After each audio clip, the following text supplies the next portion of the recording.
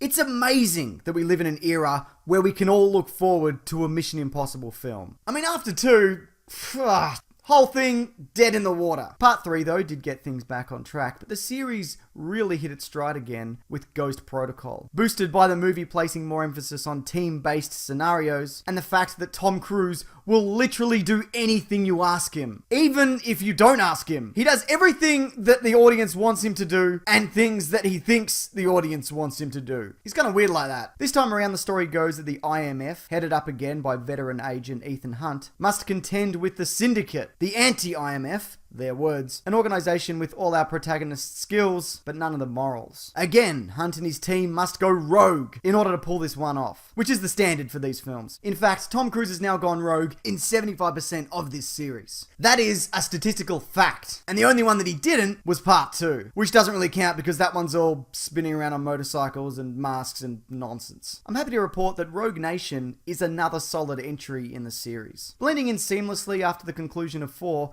it again wisely leans towards being a more ensemble-based film. Yes, Tom Cruise is still the lead. I mean, you don't see Simon Pegg strapping himself to the side of a plane, the coward. But these movies work best when there is that fun group dynamic at play, which is clearly evident here. Rogue Nation is also no slouch when it comes to action sequences. They tick all the boxes. Minimal CGI, or at least minimal CGI that's noticeable. Tom Cruise doing things a man of his age and fame shouldn't be doing, plus each set piece has a purpose. Not to mention, it does what these films do best: build tension and raise the stakes as each sequence progresses. I should also mention that again, like the best of these films, there is humour sprinkled throughout, though it never feels out of place and mostly acts as welcome points of tension relief. This is a credit to all the performers, even Cruise himself, who I don't find particularly funny, but he does have a pretty great moment after he's really pushed himself to the limits in the film's obligatory heist sequence. Now, a weak point of the last entry was the villain. This isn't really the case here, though. Whilst I did find his motivations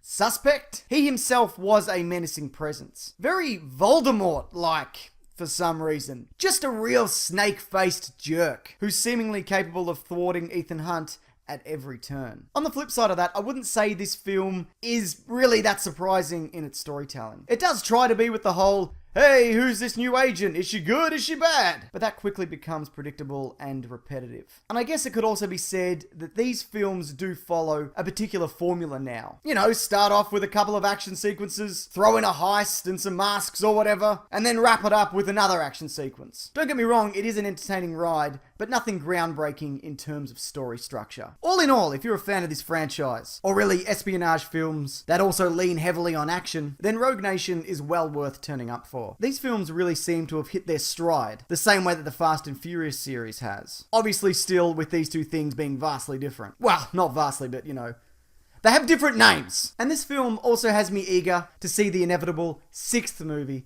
when that rolls around. So all in all, out of my 2 possible ratings, this one gets a best movie ever. You should see it. Or you could see it. Look, it's better than Pixels. Probably. I don't know, I haven't seen it, despite all the glowing recommendations that it has not received. Thanks everyone. Now if you liked this, maybe this video might interest you, along with my podcast, The Weekly Planet, that comes out weekly on this planet. Both of those things mentioned will be linked below and at the end of this video. But what did you think of Rogue Nation? And what do you consider to be the best Mission Impossible film out of all the